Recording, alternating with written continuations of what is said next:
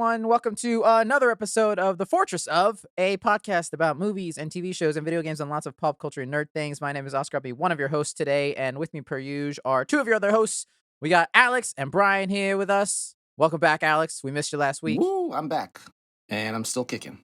It's good to hear. Good to hear that. That's good right. to know. I didn't know we were worried. I'm Yeah. alive. I'm alive and well. Yeah, how you guys doing? I'm good. Doing okay. I just finished this this really cool TV show last night. No, that's exciting to hear. We'll Mhm. get more into that. But listeners, we got a pretty packed show this week. A lot of shit happened in a short amount of time. So, guys, should we get into our first segment of the week? Let's do it. news talk. As usual, listeners, if you want to skip to any particular section of the show or skip spoilers or anything like that, check the time codes for all that. With that, first piece of news, the Guardians of the Galaxy holiday special trailer dropped early last week. I'm kind of excited for this. Yeah, not this gonna looks lie. kind of fun. I'm kind of down. I do like how, man, Marvel, they always pick like great actors to be and stuff. Like Chris Evans, he was not a nobody, but he was like kind of not the biggest star in the world and turned out great as Captain America. They got Batista as Drax, like a kind of a nobody as well. He turned out great as Drax. I think this new guy, Kevin Bacon's going to be a star. I haven't seen him in much. Not really familiar with him. But I feel like he's gonna be big. You might be onto something there, Oscar. I don't know, maybe. Yeah, there's introducing Kevin Bacon. Like, I like the idea that now Kevin Bacon can no longer be a hero or villain in the MCU. He is just Kevin Bacon in this universe. I love that. No, I want him to actually be a villain in another movie, and then him see himself on TV as Kevin Bacon and be like, Oh, he doesn't look like me. You think he looks like me? He doesn't look like me. No. He just turns up to be like Dr. Doom or some shit. I'm pretty sure Kevin Bacon's gotten to the point of his career that he's just doing side quests now, because this man is just in random nonsense right now. He did a movie that's on Peacock, a Peacock original called They Them. It's like a horror slasher film. Oh, is he in that? Yeah, he's that's in funny. that. Haven't watched it. I'm sure it's bad. So I think he's just doing that kind of, yeah, another lap around the the Liam world. Neeson stuff of just doing shit. I do love that this is a Drax Mantis team up. It seems mostly. I do love the two of them together, and I want to see more of them on screen. One of my biggest criticisms in Guardians of the Galaxy 2 was like I feel like we didn't really get that much real time with Mantis. Yeah, my only thing with Drax is that like at some point I need him to kick some ass. At some point, I get it. He's more of like a comedy dude, but like in the comics, he's supposed to be like a pretty powerful character. Look at him. Dude just looks strong as hell just by existing. And then he doesn't beat anybody's ass. He gets his ass beat the only time he does fight. Ooh. But yeah, no, it looks fun. This is coming out the week of Thanksgiving. Perfect. Totally watch it. Speaking of Guardians, this was other pretty big news. James Gunn, director of the Guardians movies, and Peter Safran, who is a producer on Shazam, have now become co-CEOs of the new DC studios after Walter Hamada left a couple weeks ago. That was reported. Talk about fucking failing up. My man went from being canceled as a whole human being to being able to do both a DC and a Marvel movie. And now this man gets to go back to be a fucking CEO. How does that happen though? Like yes, he's like a great artist. Like his films are good. Okay, that's the secret. I mean, let's not undermine. He's actually also talented. Yes. His work is really solid, but yeah, the way he was able to recover from that cancellation or whatever, like I don't think we've seen that really before. Nobody's come back. Robert Downey Jr. got canceled his own life himself, and he bounced back, but no one actually canceled him. But I feel like also like that cancellation was like a Disney kind of trying to save face, and then like. No, like we'll give it a couple months, and if it's seeming like everyone forgot about it, he's back on board. Like it kind of seemed that way anyway. It was 100%. I mean, they do the same thing for like most like big people in companies as a whole. They do that for CEOs a lot, where they'll just quietly pay them under the table and then say that they fired them, but they didn't actually fire them. They got to leave with a huge severance package or something like that. So it's kind of one of those situations. I think. Well, yeah, they want to save face in public opinion, knowing damn well no one else is gonna make Guardians. Right. Took them off contract You're for 1 fired. month. Until the sequel. My biggest thing is like I'm happy, and also at the same thing, I hope, and I think he is smart enough of a dude to realize that not everything needs his flair and his stamp on it. And I hope he's smart enough to know that. Like I don't want to see like a Superman or an Aquaman or a Batman with a James Gunn style of that edginess to it. Like that doesn't work for everything, and I hope he's smart about that. And considering he's not the only one, and there is another co-CEO with him. I think it'll be okay. So So that's yeah. what I'm wondering. How does this change maybe his job roles? Like, will he still be directing or writing anything, or is he just gonna? Because the CEO is a whole different position I completely. would Right. be surprised if he's writing anything for DC. He might get like a writing credit, but I would be surprised if he's like the top writer. I mean, we know that he is doing another film. Right. I could see him doing like a project every now and then. Mhm. But like, yeah, it's gonna be interesting. I don't That's know. what I say. I would unless you're like kind of getting to the point where you feel like you don't want to do that many more movies. Like I would don't know that I'd take a CEO role because that's like it's like getting promoted in the military or something where the higher you get, the more paperwork you're doing, and the less you get to actually do the boots on the ground stuff that you might want to do. I would think that'd be the Right. same for something like this, but I don't know. Maybe he Yeah. could swing both.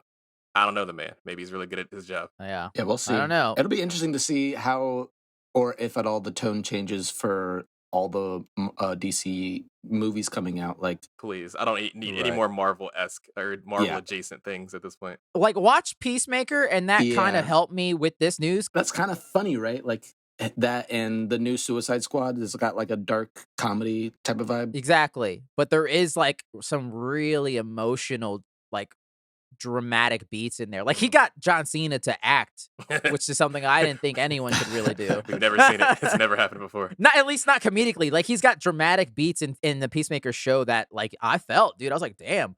Mm. So again, I think he's smart enough that it'll probably be good that at least he'll have a hand in helping pick the creators to do these projects, but Mhm. let them still kind of not be James Gunny about everything, you know? Right. So we'll see. Yeah. Never would have expected it. DC's doing something. At least. That's always good news, right? They're doing something.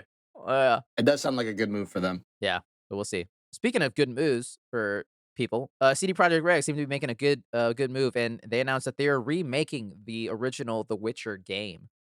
That's Which fantastic. sounds great. Yeah, I think that they learned a lot from Cyberpunk 2077, and I think a chance to revisit some games that they already know how to make with a new engine, so they can play around with it exactly. some more, is only good for us. Because I know they're going to be making a new Witcher trilogy eventually, and I do think they Mm. need to test out the technology first because they did not enough in Cyberpunk, and I think that's what fucked them up really badly. Right. Does this confirm one of Devin's predictions? I know at the top of the year we made a bunch of predictions, and he was like, "Oh, they're CD Project Red. Their next project is the next thing that they announce is gonna be about Witcher." I think Oh he yeah, no, said. I mean he was already 100% right because they did announce actually like a few months ago that they were gonna make a new Yeah, Witcher that's trilogy. true. Okay. So yeah, he I didn't believe him. I'll give Devin that one. I did not believe him. If he listens to this, you were right. He called it. Yeah. So he had the Props answers. props to the man. Yeah. I'm excited for this. My only sad thing is that I'm glad because I stopped playing that game on PC Witcher a long One time ago. is crunchy as shit. You Yeah. played the first one? Oh my god. I started and then I kind of fell off, and also my computer was not up to par anymore. And I was like, all right, Yeah, well, it looks like a struggle. but it wasn't hard. But I enjoyed it. It was just I was like, I don't have time right now. I can't be I think I doing got it for this. like 57 cents or something. Yeah, I literally I think I got it for like 68 cents. Wow, that's funny. Low than PC deals sometimes. But yeah, mostly very excited to be able to play this in a better engine and more like a Witcher 3, I would imagine. I wonder how much they'll change if they'll make it bigger or keep the same. Yeah. Yeah, maybe it'll be a Final Fantasy kind of situation where they'll just like build it from the ground up like in a really crazy way. I would imagine. Yeah. Yeah, it's on a whole new engine, so Yeah. Yeah. All right, go ahead. I was gonna make a joke about it's Unreal. Oh. Oh. Boo. I'm mad I Tomato. paused and gave you that moment. Yeah, I got dad jokes for days, guys. And speaking of more Witcher, The Witcher or Geralt, I should say, is getting not one facelift with this remake, but a second facelift makeover. And the Netflix series, it announced literally, I think yesterday, that Henry Cavill is going to be replaced in season 4, which got announced by Liam Hemsworth, and the internet is not happy. Okay, so so we've learned as of yesterday, The Witcher on Netflix is canceled. Thank you. Enjoyed it. It was a good run. We did really well. I love that for you guys. I'm so bummed, man. And it really sucks. I still haven't seen any of it. I'm still Neither not have I. convinced that it's worth my time, and now I'm definitely not. No, you're right. I swear, Netflix is like the Washington Commanders of fucking TV. They hate making money. They're their own worst enemy. Because like I get like we see plenty of TV shows go on a hiatus while people do other projects. Like that's a thing that totally happens. That's the reason why Euphoria isn't coming out for a while. It's because Homegirl got tons of other shit to do. So just put it on ice for a little bit. It is one of I your most know. successful TV shows on your platform. So by doing this, you can't go 3 full seasons of a TV show with the main character and then change the main character. That's my biggest issue is that it's like it's gonna be so jarring and weird to switch it after 3 seasons because we know he's in it. Season 3 is coming out summer of next year, Right. and that is the last time we'll see him.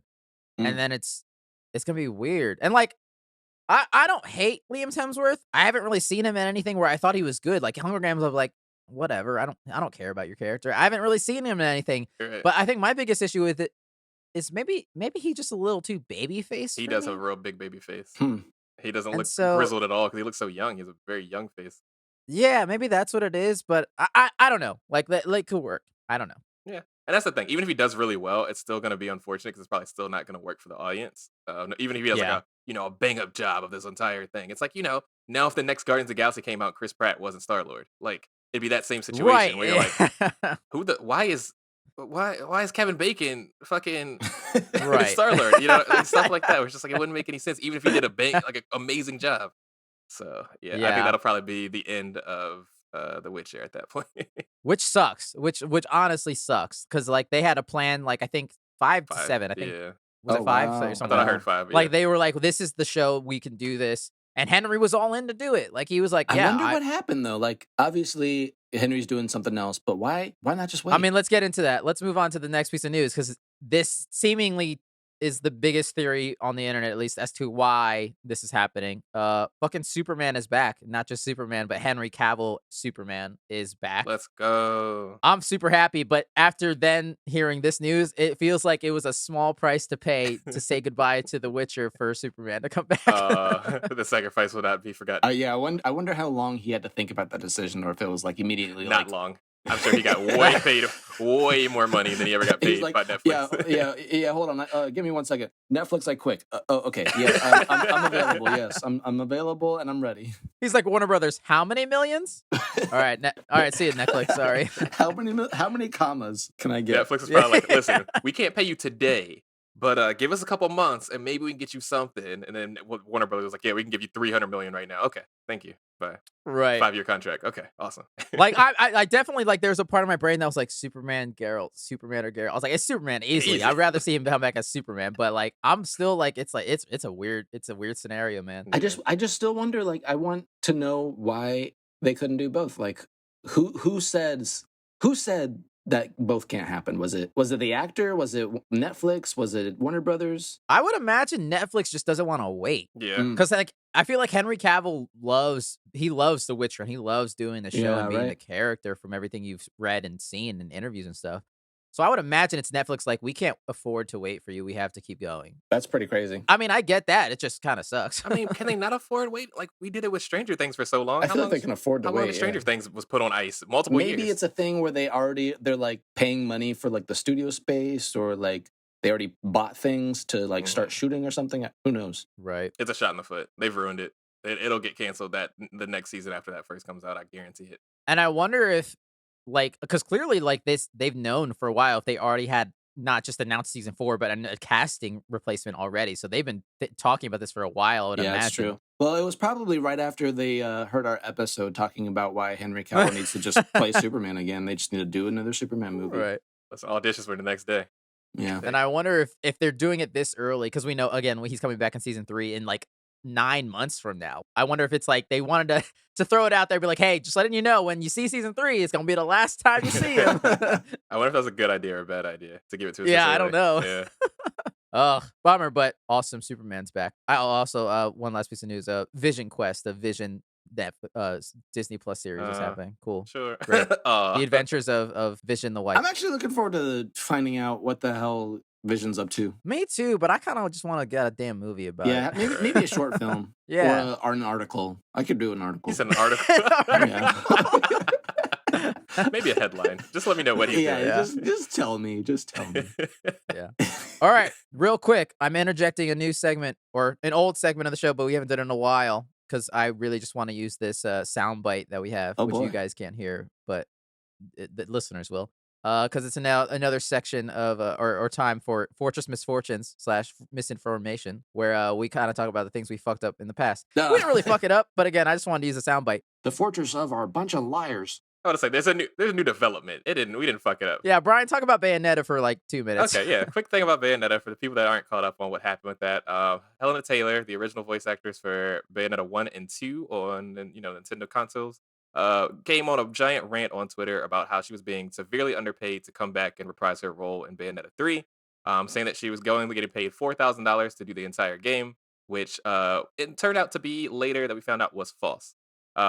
After Bloomberg made a report in regards to it, talking about what they were actually looking to pay her, it looked more like she was probably going to get somewhere between 15 to 20,000. Because they're actually offering her $4,000 per session, and they're looking at about 4 to 5 sessions that they would be going through with her to do that. Based on SAG, what we saw with that, it looks like what people usually get paid per session as a voice actor, even in mainline games, is about $1,000. So she's getting paid 4 times more than what the average rate was for most people in that role. But she was asking for 6 figures as well as residuals, which she did also confirm, even though she said it wasn't 200,000 she was looking for. She just wanted to get paid her worth, quote unquote. Yeah, so that happened, and it kind of really tanked her whole idea of what she was trying to, get done, because she wanted them to boycott the game, say fuck them. She started going after Jennifer Hill, the person that did actually take over the role as Bayonetta in regards to that, who probably would not get, $4,000 for one, for the entire game. It just became a shit show. She really fucked up her delivery, and she wasn't wrong. She was just bending the truth. It turned out that they did want her to reprise the role as a cameo for $4,000, but that was only going to be about a couple hours of work. Once again, way over what normal budget typically is for voice actors. It sucks because there's a real conversation to be had about voice actors not getting residuals and being severely underpaid for what they do for video games. Yeah. That being said, she's now put a stinky fat duty in that conversation by being really petty and just being upset because she wanted a lot more money than she was receiving. And it sucks because like she's upset for like reasonable reasons. Legitimate reasons, by all means. But if she just told the real truth, she Yeah, still probably would have yeah. had the same amount of people on her side. Like, Right. Ugh, what a mess of a situation. I'm sure this is not the ending of. We'll hear from this. I'm sure more shit will come. yeah. Will come I mean, out. like as of So, yesterday, we were talking about that off air. She has told people to give that boycott money that she was saying towards different charities and funds and stuff like that, or help homeless people, things like that. But then one of the funds she Right. said to give money to is an anti-abortion fund that I believe is called Ooh, Babies for Billboards, and they're yikes. known for putting up giant billboards that are really grotesque about Oh fetuses doing man. things like praying and saying that they had a dream before they were born and other weird shit like that. Um, Oof. so I was just catching flack for that. So as I Yeah. tell a lot of people when we talk about famous people on Twitter, why be stupid when you can be quiet? It's free. It costs nothing. It's really easy. It usually helps a lot. New shirt coming soon. Like it's so easy to just shut the fuck up. And I think it's about time for her to just move on with her life and just, do what she got to do. Because she has single-handedly destroyed her career in voice acting forever, which she may have wanted to do. I don't know. That's some good Yeah. advice. Thank you for that recap, Brian. I got We'll you. see if we have to have another segment if we're wrong about this as well in the future. All right, that is it, everyone. Shall we now move into our main topic of the week? Let's do it. Woo! But first, we are trapped in another fortress. There's more fantasy. Fantasy is continuing, but also this marks the end of it for now until God knows when. Because now we're in a different fortress than last week's, and last week's was the grimiest, dirtiest, most disgusting fortress we've ever been. And this one seems to be a lot cleaner, a lot more hopeful, a lot more earnest. Until it's not. Because we're in the fortress of The Rings of Power. I mean, is it hopeful? We'll find out. We'll see. In comparison, yes, a million times, yes. Yeah, listeners. So we're talking about the Rings of Power. We're talking about Lord of the Rings for the 18th time in the past 2 Yes. months. Right? How many Lord of the Rings episodes have this show had? I think this is 4, but also me and No. Devin did 7 Fortress Finest spin-off episodes, so Y'all this did is like 7? 12. Holy shit. We did one for every episode, I and thought the y'all doing first one one every was few the episodes. first 2. Jesus. These people went We did in one over every here. week. Oh, wow. This will be the last time we ever talk about Lord of the Rings, everybody. So don't you worry. Yeah. Yeah. Oh, the listeners, by the way, if you haven't listened to the Fortress Finest, the spinoff that me and Devin did about the Rings of Power, go check that out because those where you'll hear most of our thoughts, and also obviously Devin can't be here, so I will try to reiterate some of his feelings to you guys because also me and Devin were not 100% on the same page for everything as well, so that'll be fun to talk Ooh. about. Interesting. If you want that nerd dive, because they're a bunch of fucking nerds, so they love that Yeah. shit. So they get You know, deep. I did listen to a little bit of the last episode you guys recorded after I finished the last episode Oh, did you? on Oh, TV. okay. I was like, damn, these guys really, really went. It's a good listen. I'm about halfway through. You guys dropping some knowledge, so I appreciate it. We nerded out a bit. I had to do some research on this one. Yeah. So I would love to hear. We're gonna mostly talk about how you guys felt about it because you two obviously haven't gotten to talk about your opinions on the show. So yeah, it might be a little different formatted than usual, listeners. But yeah, I guess real quick, no spoilers. You guys go ahead. They've heard my thoughts. I love the show. I have some issues, but mostly I fucking adored it in every way possible. So yeah, what did you guys think? I really liked it. I had seen all the Lord of the Rings movies. The last one that I saw was probably during like 2 years ago when I watched the Fellowship. I haven't seen Two Towers or Return of the King in many years. I've been meaning to rewatch them. I was trying to rewatch them just before this with you guys, but life got in the way. And but anyway, I think I might have enjoyed this a little bit more. Oh wow! I really loved the revisiting the whole fantasy, like really hardcore fantasy world. Mm-hmm. But something about like the when I watched the Fellowship for I don't know, as a more of an adult a couple of years ago, it didn't jive with me as much as I remembered. Like it was very lighthearted and very much for kids, which I just forgot about or didn't realize. Because you were a kid. In the same yeah, because I was a kid. In the same way that watching Star Wars is obviously for kids, and some people just they just hate that. Oh, I didn't hate it. We're glad Devin's not here. Yeah, Devin's too much. Devin's not invited for this conversation. I didn't hate it, but I didn't remember that fact, so it was a little bit hard to swallow. But it was still like enjoyable. But this was very, very. Really appreciated the vibe of it, and obviously it was freaking beautiful. The sound design was great. It was just really, really captivating, and I really loved learning about and like seeing like the origins of a lot of this stuff, like the building blocks. And it was a lot more like with the stranger and the elves and stuff, just like living in those people's minds was really, really fucking cool to like just feel so like mysteriously mystical and like all these like earthly, like heavenly powers just floating around and stuff. It was really, really cool to like just be in that world. And so yeah, I had a lot of fun, and I cannot wait for the new season whenever that comes. Nice. Well, I knew this was coming from Brian. Listeners, by the way, I told Brian that before he watched the show, he's like, I don't think I'm going to like it. I was like, I don't think you will either, because it's everything I feel like you complained about Lord of the Rings is all this show. Interesting. It's not going to be, I don't think, what you think it is. It's going to be my opinion about it. As the listeners know, our episodes that we discussed over the past couple of months has been my first time actually watching Lord of the Rings outside of I watched Fellowship once, like early pandemic. So I did revisit that. This is the first time I've ever watched Lord of the Rings. It just was something that skipped me when I was a child. I wasn't into high fantasy back then. Came back around, finally got to watch it. You could tell I was pretty mid about it, pretty lukewarm. This show is about the same for me. This shit is boring. Jesus Christ. It is pretty slow. This is a boring show. The episodes could have been shorter. That would have been great. Nothing fucking happens. And we'll get into it. We'll talk a lot about kind of what transpires in this whole 8 hours worth of TV that we kind of go through and what it ends up boiling more down than 8 to. Hours. Where it becomes, it is more than 8 hours. That last episode was quite long. It is just, it gives me that same feeling that the Halo TV show gave me, even though I'm on the other side of this one. I know Halo lore and stuff like that, so it bothered me for just, the lore not being correct.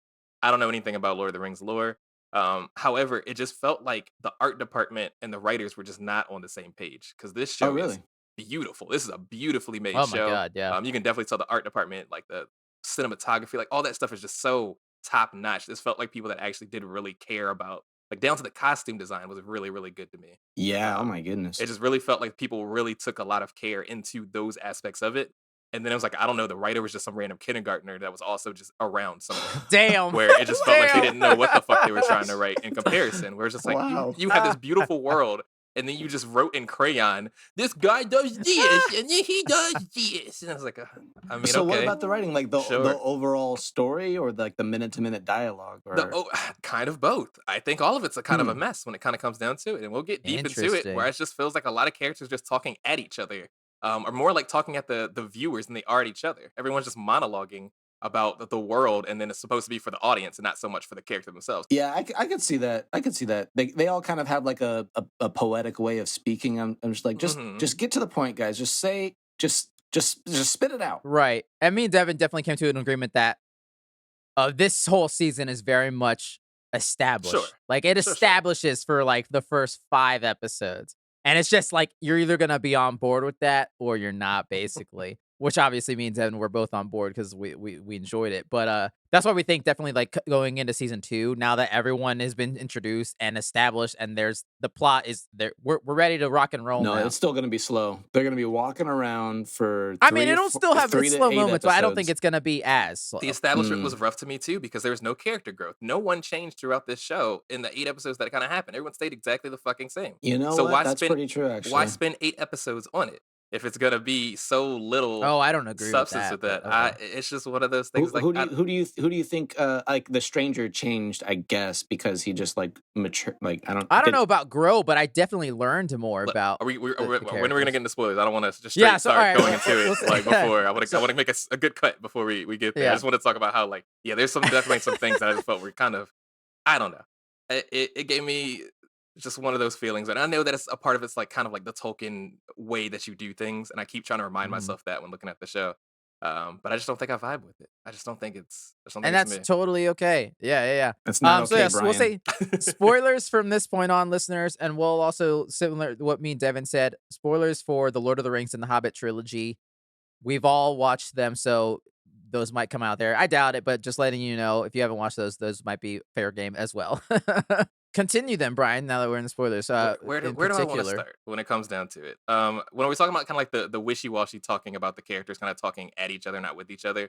There's literally a scene featuring Thandred where he's a character that's always so mysterious. Where does he come from? Who is he? I'm from the Southlands and I was king. Whatever the fuck, boring as shit. Wait, who? Was it Thandred? What's his name? The Halbrand? Halbrand. Oh What is it? yeah. I don't fucking care. I'm gonna fuck Okay, up. first, are you talking about Sauron? Yeah, Let's just I'm call him I'm gonna fuck up Sauron. every single Okay. character's name in the show because none of them I matter. just want to make sure Yeah. because I did not know who you I'm were talking talking about about. Sauron. But he goes and meets the dude, and they talk about making things out of alloy and stuff. This is supposed to be a dude in one of the best fucking you know uh, smiths in all of the lands, but he's never heard of alloy before. But it's because it's supposed to explain it to he did the thing we talked about in the Matrix, where it's like, oh, an EMP.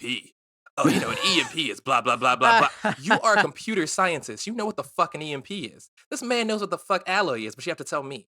Like it's just like goofy stuff like that that just feels so disrespectful to To me, I didn't think about it that way. To me, I thought like no, because Sauron he's deceiving him. He is also a smith I in mean, his yeah, own but way. is he deceiving him then? If he's letting it come out that he's very good at this stuff and knows a whole lot about it Well, that's the whole plot of the whole first season is his manipulation into to getting Celebrimbor mm, to start doing this to shit. start actually doing the thing that has to do with the title of the show that I completely forgot about until this part where I was like, oh shit, Man, I was waiting we're for supposed some to be rings to doing pop something. up. I was waiting all 8 episodes or I know, whatever. right? They finally did it though. I mean, yeah, that did take forever to the point where I completely forgot what the show's name was called. And I was like, oh, yeah, they want to be making some rings, don't they? That's crazy. Oh, shit. I thought they were gonna do that like a long ass time ago. This was supposed to be like a mystery, almost who done it show. I didn't get that vibe in the beginning, so I was very confused. I was supposed to be trying to guess who Sauron was. I didn't know that that was a thing that was supposed I to don't be. think you necessarily had to, but it was there if you They were chose definitely to. dropping hints, but they were hints that I didn't care about because I didn't think that they mattered. You know what I mean? It wasn't until they did the whole situation in the last episode with the stranger that I was like, I'm supposed to be wondering who the fuck Sauron is. I just thought it was gonna be Yeah. an unnamed character that was gonna walk out of some black and be like, I'm Sauron. I was like, okay, that would have been fine. But instead, it's like, Uh, you're supposed to be guessing because we don't know who it is. And then I'm like, well, of course it's him. Cause look at the guy. Like I instantly, as soon as I saw that part of the show, I was like, well, yeah, it's the guy's been hanging around with the Galadriel the whole time. That's been being really fucking Mm. weird and pretending that he's a nobody, but then beating the shit out of 6 people with his bare hands. Like, yes, it's him. Of course it's him. He's been sketchy this whole time. Like, Yeah, so I I don't did know. not see that coming. I should have known. In order to get to that point, and this was an issue that I know that we talked about with Game of Thrones towards the end, where I really disliked when they stopped doing character driven stuff. I don't know that this has ever been a thing for Lord of the Rings, but I've gotten so used to it now that we're big on character motivation. This show doesn't seem to care about character motivation. It's solely plot device to plot device. Sometimes making the characters really fucking stupid in order to hit a plot device. This show was just that. It was only that of just people just being really stupid and arguing all the time, and that's how you got through any plot point. Interesting. Like when, for example? um, I guess it'll be the whole situation with is it Elrond? Is that the really pretty elf with Durin? Yes, yes, yes. Their whole situation where it's like I feel like Oh, I felt like with the this is gonna turn mithril into a and rant of me. So I want to give Alex a chance to like talk as well about how he feels about these kind of things. But it kind of goes down to the like they keep having this weird push and pull of like them telling each other and not telling each other things. Then the mithril stuff comes out, which that was really fucking stupid because they're just we're gonna die by springtime. Why guys? Fucking I don't know. We're gonna die by spring. We need the mithrils. Yeah, I mean, they What does that mean? tell you why. I didn't just quite think you don't like understand the 'Cause it's so reasoning. I didn't quite understand why like the ore was supposed to like I get it turned the leaf and maybe enough of it would have turned the whole tree and then they would be fine, but I didn't really understand. You just hold it close to the tree. Is Okay, that and this is all I where needed? my first question to you guys is that is there's a lot of big lore dumps in this, and that is one of them where they talk about the mithril and the silmarils and a lot of this old fucking lore shit. So they do talk about how with that flashback of the elf fighting the Balrog on the top of the mountain, and their fight was so like cataclysmic that lightning struck the tree, which was a tree that contained the light of Valinor, which is like the life essence basically of the elves, and it struck all the way down to the mountain and created mithril, and that is why the mithril could save the elves because it contains the life essence of Valinor basically. Did they Um, say that in the show? I don't Yeah, remember that. yes, that's they what that whole there's a flashback little was With the about. with the fucking like yeah. silhouette Okay. style cartoon or something. So why are they gonna die in like 3 months? Yeah, I What is that part? because the tree's dying. I feel like they probably explained that differently in the actual what's that book that I just has all know the stuff in it. the king was real stressed about it. He had zero time. They don't say it verbatim, but you kind of like can assume it's because darkness is returning to the world. Mhm. That it's basic good versus evil stuff where it's like because of Sauron is coming back, the light of the elves is fading. It's the same thing happened in Lord of the Rings. Like Arwen goes through a big thing because darkness is taking over the world that she's dying by the end. But yeah, so it's literally because the darkness is coming So back. what is leaving their home? How would that help them? Because them leaving Valinor's heaven basically for them. They would basically be dying and they would never return to Middle Earth and they would go to heaven. Fuck Middle Earth, bro. Wait, what? They live in heaven already currently? No. The place that Galadriel was going to on that ship was Yeah. Valinor, aka heaven. Oh, so they wanted to go there. They were gonna go there. Yeah. Oh, I see. Got you. I thought they just wanted to just like be homeless or something. I thought they were just gonna wander. No. They're wander choosing around. homelessness. I'm like, I don't know, man. You could live pretty good in that tree place. Yeah, so that again, yeah, like a lot of lore could go over your heads, and also because it's a lot. It's definitely a lot of shit to kind of, especially in those first couple I episodes. just think that one was weak. That one just kind of felt weak. It felt kind of plot device. It was just like, yo, we gonna die tomorrow if you don't get some fucking. And they're like, oh, we just happen. There's a lot of have 3 months. there's a lot of happy coincidences that happen as well that in this show where it's just like everything just happens to happen like right at the same point. And I mean, I guess that was Lord of the Rings as well. So maybe that's just one of those tropey things. But yeah, that whole mithril thing where it's like, we gotta find some way where we can fucking live, bro. We gonna die tomorrow, like springtime. Bro, it's already February. We gotta get this shit going. He's like, I just so happen Right. to have found some mithril over here. I mean, and the dwarves address that though. They're like, you think it's a coincidence that the elves are here the day we fucking found this shit? Like, I don't trust I them. thought that I was don't pretty trust well them. explained because like Yeah. Elrond didn't really know why he was there. Exactly. The High King sent him because he saw that they friends. were like digging a whole lot more than they had in recent years. So he's like, oh, they probably found some whatchamacallit, and I know that whatchamacallit happens to be there. So if they're digging like crazy, they probably got the shit. Let's talk Right. about more random happenstance then.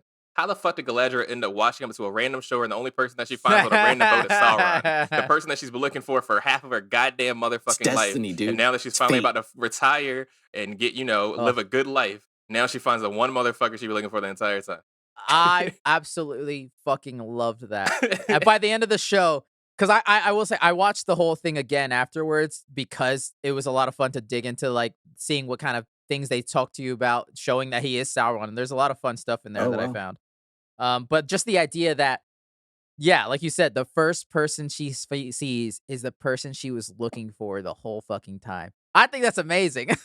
That's pretty good success rate. Yeah, sure. Like, fucking let's go. But it's She's another pretty one of those good. things that it's like, if this came out, like this show, the same way, like if the movies, like if I'd watched the movies in 2001, like these tropes wouldn't feel so tropey to me. But now we've seen so many things. Like that storyline is been pretty worn out at this point. We play video games like that where it's like, oh, your best friend is actually the enemy this whole time, like that kind of shit. We've seen that before.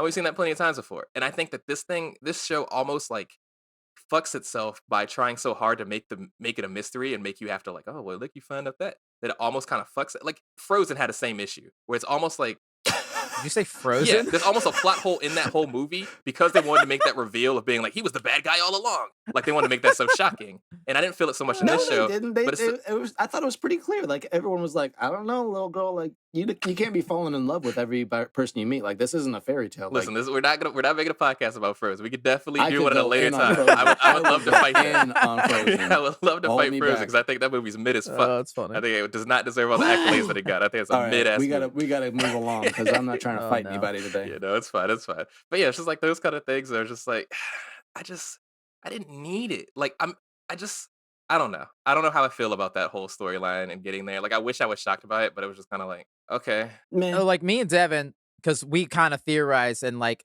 I called it that Halbrand was Sauron. So like we weren't shocked either, but the ride was fun. Like we enjoyed like speculating every week, being That's like, what "Yo, Miley is that Cyrus motherfucker says. Sauron? Is that what it is?" Like so, like oh, yeah.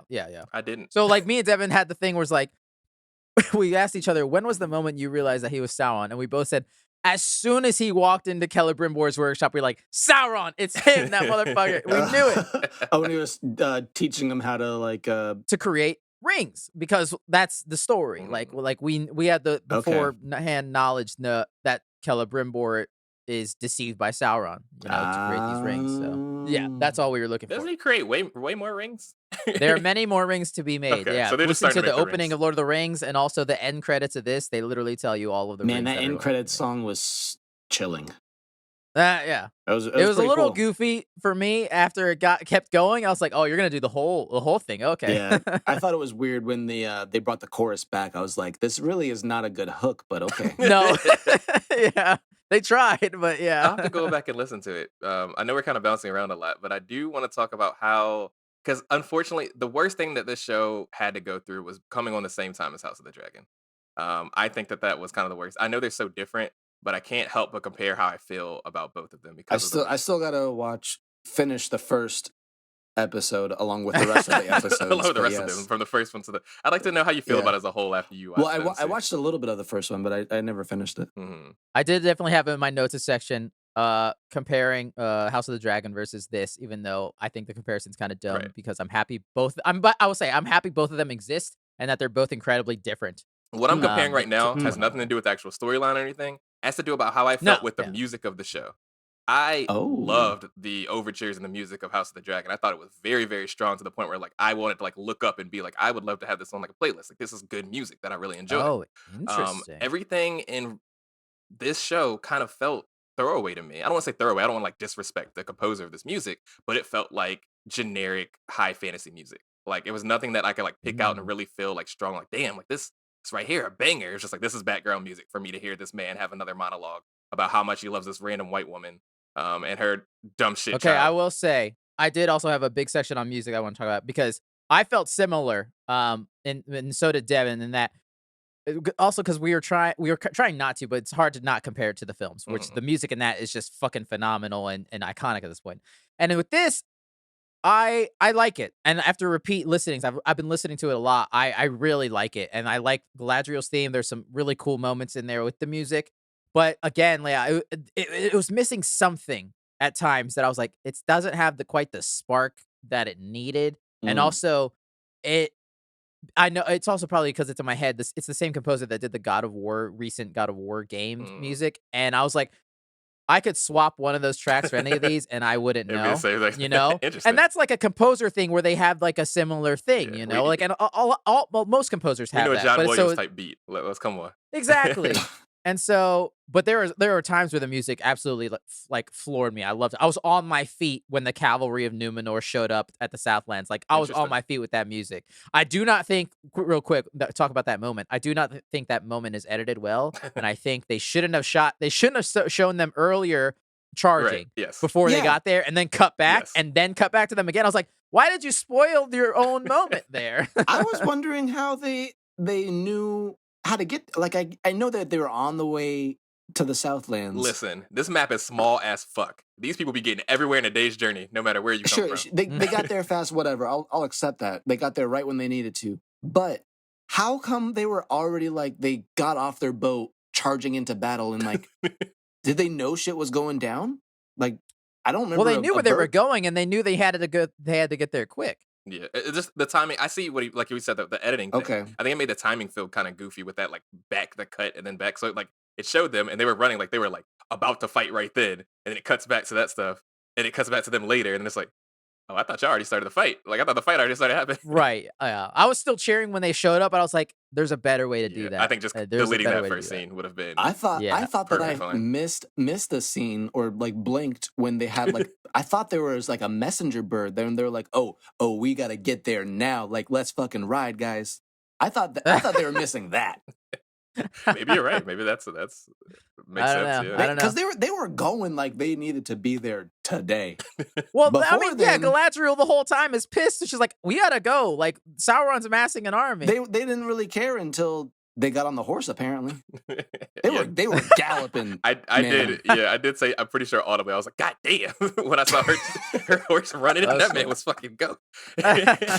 Yeah, but quickly getting back to the music, cannot but shout out Howard Shore, who did the Lord of the Rings music. He came back to do the opening theme, which I thought was pretty cool. Yeah, the opening theme I thought cool. was great. I just didn't really feel very struck by anything else from there, which was That's absolutely fair. Yeah. interesting. And then the last piece of music I cannot help. I fell in love immediately with the song that Poppy sings, "This Wandering Day." It's a totally beautiful Tolkien Hobbit song, and it fit perfectly in this show, and I loved it. Like I do love by the end of little it, it had Hobbit me songs. in tears. Yeah. I did like the Hobbit songs. I did not like the song that they sang on the boat when they were going to heaven. The elves. Oh. That didn't make any sense to me. I don't think they would be singing that well, like on a boat. Like the acoustics are trash. You're in the middle of the fucking ocean. And then they were harmonizing and shit. I was like, okay, I see you got the. Brian's the questioning the reality of got these the credit. acoustics in I this totally magical did. world Yeah. by these I elves. totally did. Because it was pretty ethereal. you know, if you see like a boat scene on say like Game of Thrones or something, like it'll be a bunch of just drunk men yelling. Like it wouldn't be very good sounding music. This was a whole choir. Like they're in a I mean, you said it. You're that drunk men. These are elves about to go to heaven. but this probably were in like an Episcopal church or something. Like I feel like I was about to eat some communion. I don't know. I Yeah, just thought you're that not was wrong. funny. You're not wrong. I think Yeah. that first episode was probably the strongest. Maybe that and the last one. It was just like that first one really, You think really the first like, was the strongest? yeah, man. That prologue is I think the nuts. prologue was really good. I think they set up everything really well with that. I did enjoy that. I didn't feel It made me really, really excited. And then the way that they edited the scene of the song that you're talking about and the meteor falling and Oh yeah. and all the different happenstances that were all happening around the same time, and then the hobbits like reading the book and like all these signs are happening, like what's going on in the world right now. I was just like, damn, this shit It was is fucking tense. crazy. Yeah. they had a strong start. They had me believing I was gonna see some shit, and then they proceeded to not do anything for the next 8 episodes. We shall walk. You're not wrong. You're not wrong. I love the hobbits. I love the way they're designed. I love the costumes. Everyone's so quirky and goofy and funny. I really enjoyed that. That storyline was so fucking boring. I did not That care was- about Oh, Nori man. at all. every that was my least favorite, except for the stranger. When the stranger was on screen, I was all game. That was the But only when he was interesting aspect of me. when he was sleeping, or when the hobbits were doing their hobbit thing, I was just like, let's just move on, guys. Like, wake the dude up or cut to the other scenes. That's fair enough, but I really loved Sadek, the Burrows, the leader of the Harfoots. I thought he did a tremendous performance, and I was sad was to see cool. him go. Yeah. at the That end. kind Good of for them. suck. They love leaving some motherfuckers behind on this journey, bro. They hate them. They hate each other. I Yo, thought Hobbit's supposed to be about all helping of each Poppy's other. family is dead. All of her family are dead, dude. That was I thought Hobbits were about loving and helping each other and camaraderie and stuff. They were like, no, we can't go back. We must go That's forward. why these are Harfoots. They don't give a Like, fuck. yeah, Harfoots must Yeah, be that- fucking, they suck. When they said that they were going to be in the back of the line, I really thought that it would be like a line. Like you didn't see anybody. They were gone for miles. They were days away. Oh man, that was so sad. I can't not, while speaking on the Harfoots real quick, talk about her dad as secret MVP and like the most optimistic Harfoot. That speech that he gives after everything goes to shit and everything's like burned down, and he's like, "We're fucking Harfoots. We just keep walking. Like, let's go." And him having to let Nori go at the end, I was like, secret MVP for dad. Shout out to him. It's great. Yeah, that was really sweet. I don't even know if I have anything more to say about them because I just don't. I guess let's quickly finish up exists. them and the stranger in the sense that did you guys guess or still guessing who he was the whole season? Yeah, when he first came, like started doing some magical shit, I thought he could have been was it Gandalf? I was pretty hyped for him the whole time. I thought he was like the most interesting, mysterious person when he like landed on the planet. But I was like, oh, like maybe he's gonna be evil. Maybe he's Sauron. I really didn't know much about the lore or the history. Like, is Sauron even like alive at this point? I really had no idea. So I was very, very just curious. I never thought of the aspect that Sauron could just be some guy.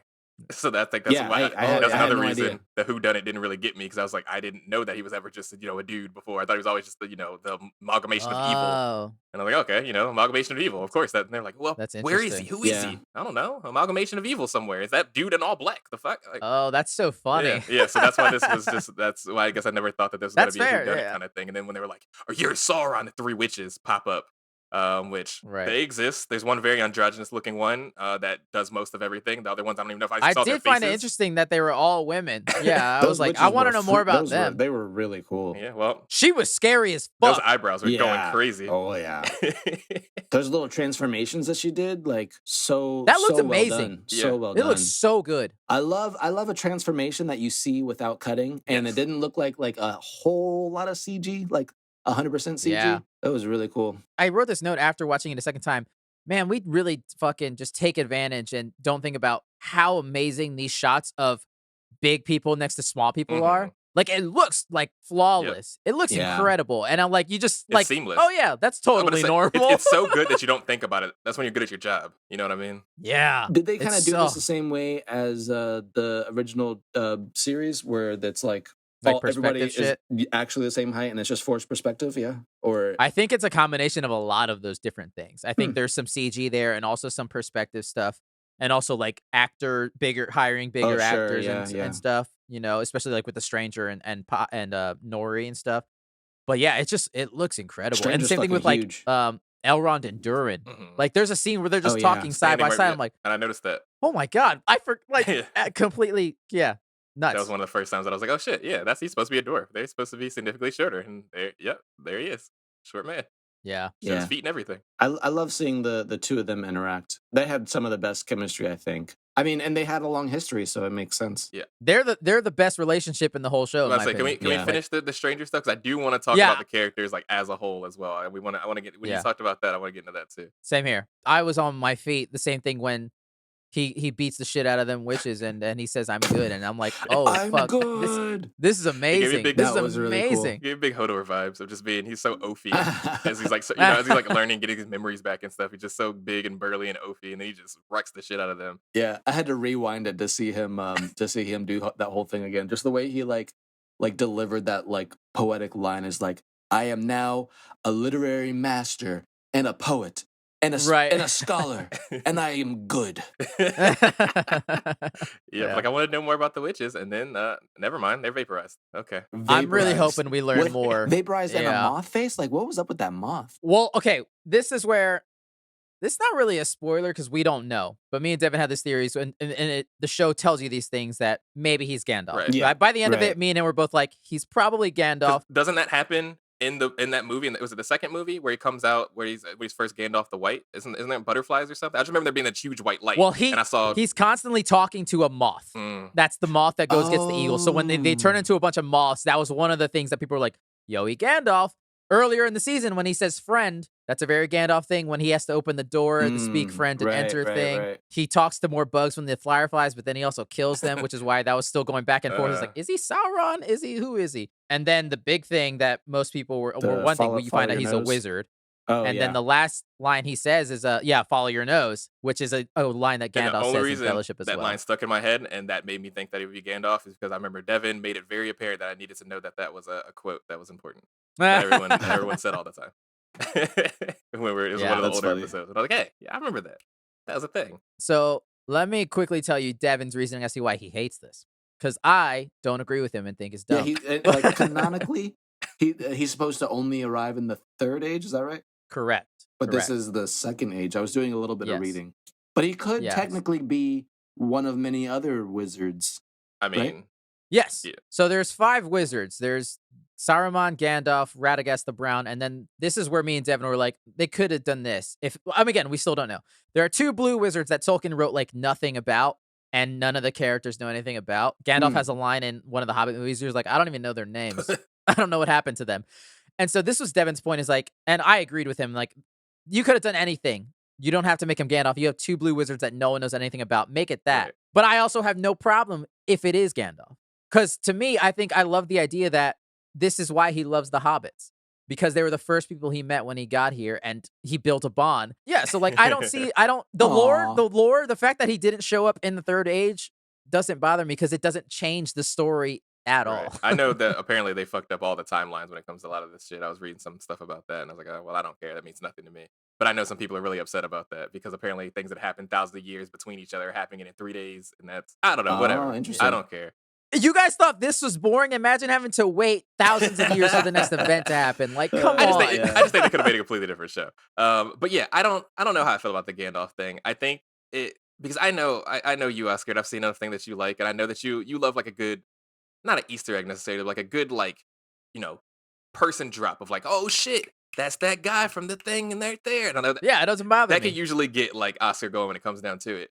Um, I think it happens so often in the media that we watch now that it feels so cheapened to the point that I don't know that I would want it to happen. I don't have enough Hmm. investment in this, in this IP to really feel any sort of way about it. But like it was something like that where it's like, I'm watching Halo or something like that, and then I don't know, the fucking Arbiter pops down. He's like, I'm the Arbiter, and he just leaves. It'd probably make everyone go like, hell yeah, brother, that shit was awesome. But like, I Right. don't think I would like that. You know what I mean? 'Cause it's just like I said, Which is, cheapen yeah, to get that's people fair. like that's the shit. We talked about this a little bit last episode with She-Hulk. Is the things that you kind of put on Twitter. And that's what people are doing more and more for TV. Things that you would be like, hell yeah, brother, we got our guy. But I would say in the sense that like at least this is more than just a cheap thing in the sense that this is a character I that mean, sure. isn't going away. But it's also like you the know? Nick Fury cat scratch eye thing. Where it's like now you know the story of it's not that bad. But you know what I mean? But it's got I was this about to say, come but it's on, still man. it added that piece of lore that was omitted that we never had to be like, why is he always wearing an eye patch? I was like, well, now you know. It's like, why is he always like the Right, hobbits? right. Because he was hanging out with the hobbits, and it's like, okay, I don't know if we To need it in me, it's this like show. it's more good than bad, and just in the sense that like it doesn't ruin Yeah, Gandalf like for I me. said, I don't have any stake in it, but I do understand Yeah, Devin's perspective of where it comes from. he's Um, just a book nerd. he is a No? book nerd, yes, for sure. It's not supposed to happen this way because there's in the paradox of the Yeah. universe. Who else is gonna read the fucking Lord of the Rings encyclopedia? Y'all are weird. Yeah, so that's pretty much that was the big stranger stuff. Yes, let's go back to Durin and Elrond, which again, best relationship in the show. Yes. The two of them have the best fucking relationship to the point when Durin tells his own father that Elrond is more of a brother, to the point that he compares it to even if my mother had bore him herself, that's how Oh, close Elrond is as a brother to me. Like that's I loved it. I loved them, man. I'm telling you, in a show in which everyone was quite unlikable, these guys were fucking dope. They were a breath of fresh It's air so whenever they good. came on the screen. Everyone Yeah. else was kind of a shithead, in my opinion. Everyone else was just It was super. fun to watch them because you knew that they used to be friends or whatever, and you knew that they loved each other, but they come from such different backgrounds. It's like Romeo and Juliet, but platonic. And one of them is mad at the other one, and the other one is just like, I had no idea you were upset. Just like an asshole elf, like completely forgetting 20 years. Yeah. Yeah, it's Typical like, elf shit, my bro. my I didn't mean to not text you back. Like my bad. I still love you though. Yeah, it's like literally like they talk about like the giraffe and the turtle. Like you just can't see from the same perspective because of course the giraffe can see over the enclosure in the zoo. The turtle's still looking at the wall, and like literally and figuratively, he was still looking at the wall. He's like, yeah, I'm only fucking I live to be 60. Motherfucker, you live to be thousands Right. of years old. Of course, 20 years is 20 minutes for you. I've had a child, Yeah. 2 children. I'm married. I've had I'm a whole ass married. life, bro. Why didn't you come Yeah. through? It does make me Yeah. wonder, like, what they went through when they were like seeing each other more regularly, or like what events transpired that they were like that bonded them. That's what I want to show off. Yeah. Just them being buddy cops. Down. No, Down for you that. don't. You complain that it was boring. I probably would, because they Because it probably would would make mostly it be them boring. talking and walking all They probably day. wouldn't do. It's not even just the talking and walking. All the Lord of the Rings is talking. It's all about adventure. But this wasn't adventure. They didn't do shit. All they did was argue and then go somewhere and then argue at the next place and then get bombed and it get turned to Mordor. That's all that happens. Sounds like an adventure to me. But not for many people. Most of those people are dead. Before we get past the dwarves, I love Disa as well. She was fantastic. She was dope. Obsessed with the dwarves. I usually like dwarves in most video games. I just really like the earthen culture that they kind of like. That whole lore thing they do with dwarves is really cool. I think they do it really well with this show. I think they look interesting. I'm glad they're not just a bunch of white dudes with beards. We got different colored people and stuff like that. Same with the hobbits. Yeah, very true. I want to see more dwarves. I did think it was interesting when what's the wife's name? Dita? Disa. She was like at her last scene, she was like, like, Dorn, it's gonna be fine. Like, your father doesn't agree, but you know what? One day we both are gonna rule this place. And that mithril shit belongs to us, motherfucker. It was a little ambitious, I'm not gonna lie. I was like, oh, she's a little power hungry. It was it's kind of She popped up with a huge kiss after that, and I was like, ma'am, I need you to calm down. And then it ends with a big old Balrog at the bottom of that mountain, bro. Yeah. Is this the same Balrog that gets Ganondorf? Ganondorf.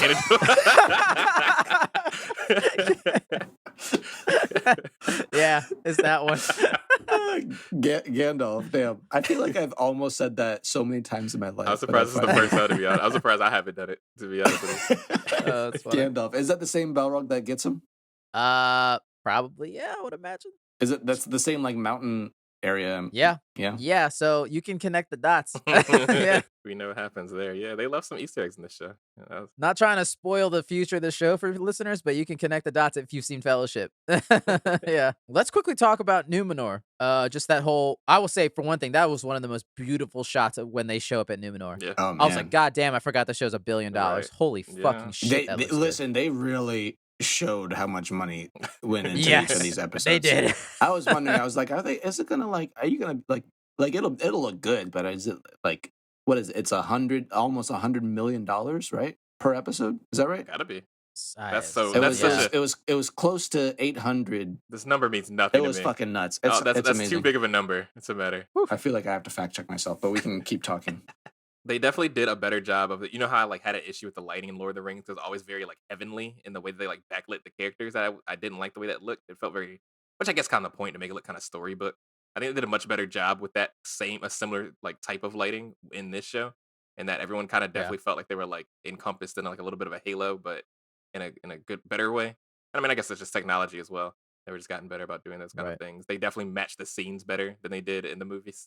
Which once again, I think it's just technology. It didn't look so fucking fake. But no, I thought it was super beautiful. I like the King Regent, or is it Queen Regent? When it's a Queen Regent. Muriel. Yeah, she was tight. I thought she was pretty cool. Woman of color, into that. She blind as fuck now. Yeah, she went that.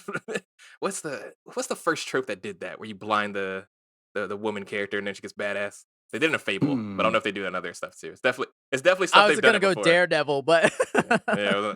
It's like particularly they do that with women. They'll make a woman character. They're like, oh, you lose everything, but then you lose your eyes, but then you become a badass, and now you're kind of Daredevil-esque or something like that. Oh, interesting. Did she get more badass? I mean, not really. She still talks her shit, which is pretty cool. I could see that happening. I like the fact that she didn't take that as an L, though. She was like, no, we're gonna come back and kick the shit out of everyone. Right. But was she telling the truth? Someone said was like, I don't believe her. Who was that? Was that the elf lady? Galadriel? Galadriel? I don't think so. You said the elf lady? You mean the main character of the show? Yeah. I mean, for her to be the main character, we'll get to her eventually. For her to be the main character, Homegirl will be standing on the sidelines a lot, it feel like to me. That's interesting. We'll get to her real quick. Okay, so I found it. The whole show was $465 million, so almost $500 million total, which is about $60 million per episode. That's pretty disgusting. $60 million. That's nuts. I wonder if it That's was nuts. worth it. I wonder if it was... This one article is saying it costs that much because it's actually a passion project. Jeff Bezos' passion project. He's just writing fanfic this whole time. Oh, that's funny. That's I kind would of a not be hilarious surprised. way to look at that. Yeah. Yeah, so I mean, yeah, like what did you guys think of Elendil and Isildur just as characters? Isildur is fine. He's just always just trying to love his dad, but his dad's always just being fucking really mean to him. And I mean, he makes a lot of stupid decisions, so it's not without reason. Yeah, it was kind of whatever on Yeah, that whole I really situation. hated that push and pull. I assume that's the Isildur that was Okay, the I heir was to gonna the... ask. I didn't want to spoil it in case you guys didn't know, but like, do you know who those characters are? Nope. Okay, then Everybody looks like Aragon, so I'm waiting And to that's see who's gonna be Aragon's great granddaddy. So that was the first thing I said when I said the character. I said when I saw the character, I was like, it's just like another fucking Aragorn. Like he's just another fucking white dude with a beard. I mean, it makes sense. He's Right, he's a yeah. descendant, so So that's Aragorn is a descendant of Aha. Isildur, and he's like that's how he becomes a new heir to the throne because Isildur was previously that whole... Isildur's previously if what? you've seen Lord of the Rings, Alex, and also listeners, you see Elendil and Isildur in the beginning of Fellowship. I actually did not know that. At that point, I didn't know any of the characters' names yet. It wasn't Interesting. until Two Towers that I looked up about Aragorn, because I was like, oh, this guy's the king. Right? Okay, Like, I'll just tell you guys now. Run that back for So me, check the Oscar. time codes, listeners. Spoilers for Fellowship of the Ring. Isildur is the one who cuts the fingers off of Sauron and gets the ring. oh shit, okay. He's the motherfucker who doesn't destroy it. And which Got you. one's Isildur The son. in the TV show? The son. Who collapses under the Yes. who dies? Yeah, Quote, the one dies? who's not dead. Yeah. Interesting. Wow. Which Really also, came down to I don't say that's a spoiler because you can tell by the fact that that horse runs back that the horse knows he's alive. Also, you don't see him dead. You never see the body. Yeah. So. And then his Dang. father, Elendil, is the one who Sauron kills at the beginning of Fellowship as well. You Is see he the one him that be die. yelling all that shit before? Wow. At first, I can't. So they got plot armor. Interesting. You know, but yeah. No, that's cool. I wish I liked them more. So how Isildur becomes the king of Middle Earth, or how does that fall to Aragon? I mean, like bloodlines. Eventually, like centuries and time passes, and Is it Aragorn or is it Aragorn? Aragorn. Okay. I think it's both. It's I just want to make both. sure. I was like, Aragorn's the dragon book. Yeah, I was like, okay. Both count. You Both had count. me doubting myself. I was like, I don't really know these characters' names too well. Fucking know. I have no idea. Yeah. So yeah, but I get how bloodline works in generations, Oscar. I just am wondering, was Isildur the king when he chopped off Homie's fingers? Elendil was the king, and so when he died, Isildur eventually he was, his son. Okay. So he had a short kingdom span because he then died with the ring. Right. Wow. So yeah, eventually Elendil will become the king in Middle Earth. That's pretty cool. I wonder if we'll see that in season 2 or 3 or something. I would imagine we'll see a lot of the building ups of Gondor and all these familiar Lord of the Rings places. How does that even happen? Because he lives in a I'm different not going to continent, spoil right? the show for you. This is Damn where it. I'll end the spoilers here. Listeners, you can come back. I'm not going to spoil these events. It's okay. I'm spoiling for myself anyway. It doesn't matter. Yeah, so those are those two characters, and yeah, I really enjoyed Elendil more than Isildur. Isildur is still kind of a young funny. dummy. I was the opposite of it. I just felt like, is that Elendil? Dad, Elendil. Yeah, we'll just call him Dad. Daddy, That works. Daddy crybaby. Dad and little boy. Man, always fucking fussing. He was just the fussiest man. I mean, I didn't like Isildur anymore because he was just always doing dumb shit and then being like, I deserve this. No, you don't. You didn't do anything, bro. Why You're being a did dickweed. he drop the rope? What was up with him? Was he on drugs? He just wanted to he didn't want to do it. That's what it came down to. So he keeps being called to the west side of Numenor's island by something. Mm-hmm. Who knows? We'll get there. Yeah, it's crazy. I bet you know, Oscar. I don't, to be honest. I don't know. Devin probably knows more, but yeah. Interesting. They were take it or leave it. Speaking of like Numenor and this whole, I guess let's quickly get back to the plot real quick. What did you guys think of, and did you see coming the Mount Doom Mordor reveal? Did you realize that all of that shit was Nope. actually in Mordor? I did Nope. because Return of the King. I think they talk a lot about, was it the Southlands? They talk a lot about it and about what it used to be in Return of the King, which I paid a lot more attention than I did to Two Towers. So I actually did some actual lore. But it came down to, I struggled with Two Towers. I don't know why that was such a hard watch for me. That's so funny. I think I got it when the volcano. And I was Ooh. like, Oops. oh shit, they're probably pretty close to Mordor right now. I love that though. That's amazing. I love that. No, I'm surprised how much I actually did get from the movies. I didn't think I was gonna keep anything from the movies at That's all when it funny. came to just like lore Yeah. stuff. Because it felt like nothing to me. Right. There was a couple times again. That was one of the times that I was like, oh yeah, this is all the Southlands. Like these people are gonna die. Because This isn't the they war. also straight up tell you, like, if you like on those big beautiful map pans, like it's Mhm. Mordor. Like if you look at a Middle Earth map where they show, like it's Mordor. Yeah, Right. yeah. That's funny. I wish we saw more of Middle Earth. It felt like we were in Southlands and the island. I forget the island. Numenor. Yeah. Numenor. Yeah. I feel like we were there most of the time. I would have loved to see like early Shire or something like that. Well, Maybe it doesn't exist. yeah, it doesn't exist yet. That's the thing. Yeah. A lot of Yeah, the okay. places in Lord of the Rings do not exist yet at this point. So, yeah. Weren't we not supposed to have hobbits yet?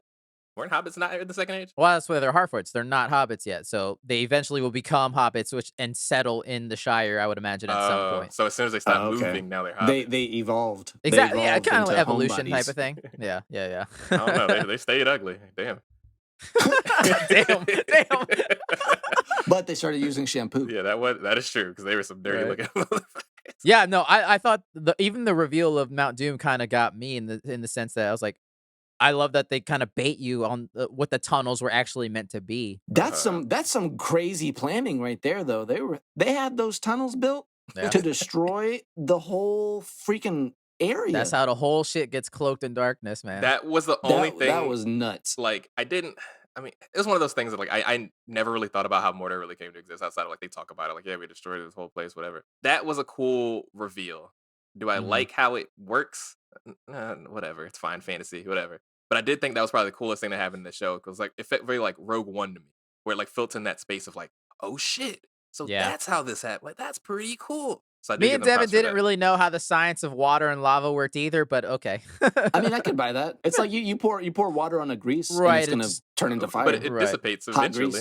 I don't know, enough water, enough. I guess grease. enough steam will cause an explosion. I was about to say Pompeii doesn't still look like that, like. Right. Yeah, it doesn't make sense why it's like been erupting for 1,000 or 2,000 years or something though. Yeah. But, you know, who cares? Fuck it. I was just mad in that moment why nobody opened that goddamn cloth to see that the thing wasn't in there. That's the whole thing. Me and Devin were bitching about like no one this whole time opened to see the dagger wasn't in there. All right, good, good plan, guys. Great plan. We're just gonna assume we all believe. God damn. Yeah, that was pretty foolish. It's one of those things, man. I thought that the black elf had it when he opened it up. I was like, damn, he's not gonna trust that little kid. He's gonna keep it and just destroy it because this little boy can't do shit. Fuck Theo. But nope. That kid sucks, bro. He is my least favorite character in the entire show. Every time he talks, I want to fight. He makes my fight or flight response go off every single time he even says a word. When it first started, I was real worried. I was like, I'm gonna hate this kid, and I did kind of most of the time, except one moment. I was proud of him when he actually told Arondir the elf about the dagger. He's like, I gotta show you this. I was like, I'm surprised he did that, and thank God. Yeah, that's true. Thank God Because he consistently made all the worst decisions possible, and then fuss about it with this stupid bowl cut. Jesus Christ. He got a real bad haircut. Bad haircut. As soon as I saw his face, I was like, I know I'm not gonna like this guy. And he was hid in a well for like 6 hours. I know that man was pruny as hell. Was there any kind of significance to the sword that Galadriel gives him? He like raises it up in a cheer, and then they do like a close up on it. And I was like, not that I know. Whose sword is in that? my head, it was just like he's a soldier now, and that's character motivation for him. But as far as the sword goes, as far as I know, no, I don't believe so. Somehow he has the most character growth in the story. I thought he was gonna be the ancestor of Aragon, or what's his name? Aragorn. Not the what? Aragorn. Aragorn. It's lame. It's stupid. It's okay. You can say it. Aragon sounds a lot better. I don't disagree. It's one letter difference. It makes that orange sounds real gross. It suddenly sounds like some kind of sexual disease as soon as you have that orange. I got the Aragorn. Oh, I got Aragorn. Sounds like a bad joke. Aragorn, you glad to see me? Oh my God. Jesus Christ. You have one child, and then what do you turn into? I know, right? What have I become? How'd you guys feel about the whole Battle of the Southlands? Just that whole big epic battle episode real quick. That was pretty epic. I'm happy it happened. That's fine. I thought Arondir, we haven't really talked about him because they don't really do much. I thought he did some cool elf shit every now and then. I did like his plan to trap them all in the tower and then blow it the fuck up. I thought that was kind of dope. He's this big Hawkeye vibes where you'll see like a bunch of characters and like Avengers like beat up like 37 people and he's like, I'm gonna shoot 3 arrows. Yeah. I did it. And it's like there's 1,000 more motherfuckers we need to be fighting, bro, but I killed 3 of them. He Okay. killed most of those people. I mean, I did also like it because I was about to complain when they win that fight initially in the town. I was like, there's no way they beat all them orcs. But then the reveal happens that there were all the humans that went with Adar, who we haven't talked about it, Yeah. whatever. I was like, okay, that I'm actually believing. I'm good with that. Right. Sure.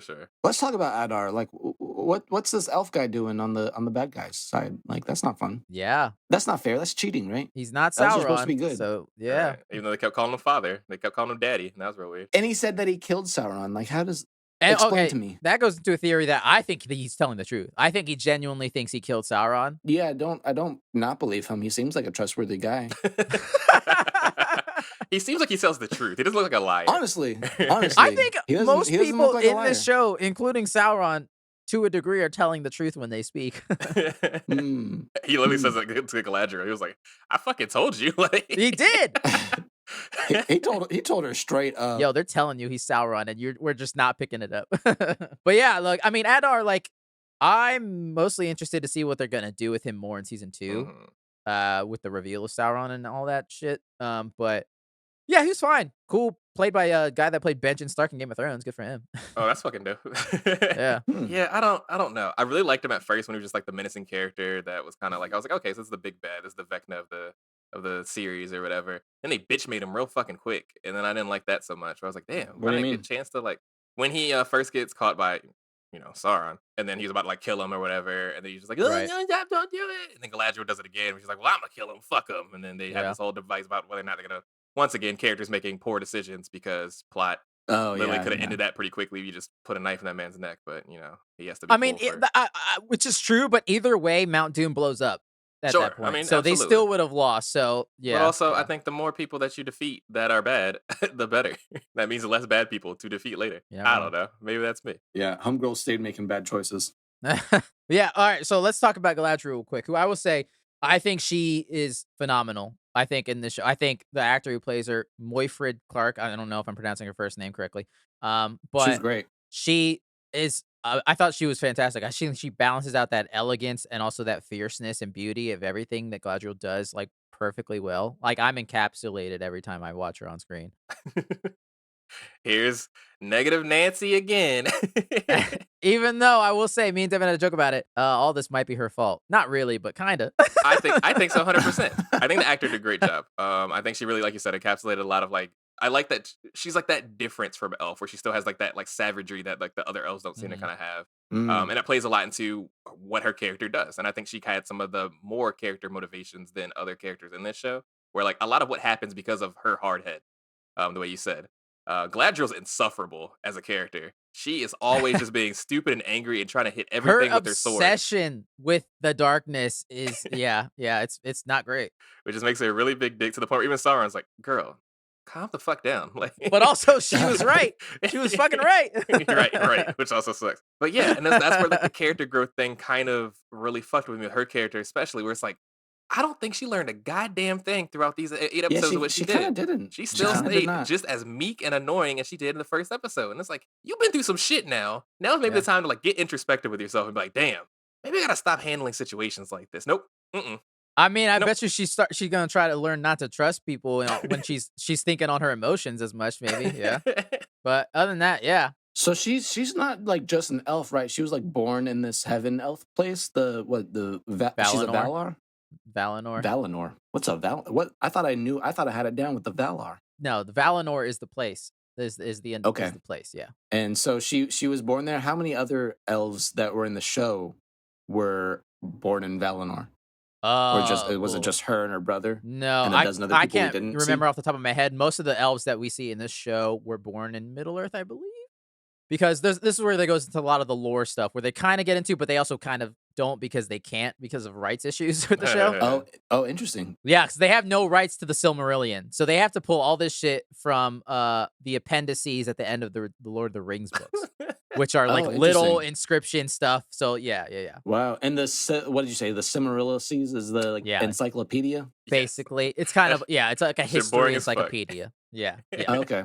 Interesting. But in that, basically, it goes through like what the prologue says with like Morgoth, who was above Sauron, basically Sauron's boss, who like took the trees and the essence of the trees, and then the guy who created Feanor went to war with them, even though the elves he killed his own people to get these 3 jewels back that they talk about. And that is what ended up banishing all the elves that went with him to Middle Earth. Like Arondir's technically an elf that was from that breed of people, so he has never been to Valinor, which is why it's a big deal for a lot of them to be accepted to go back to Valinor.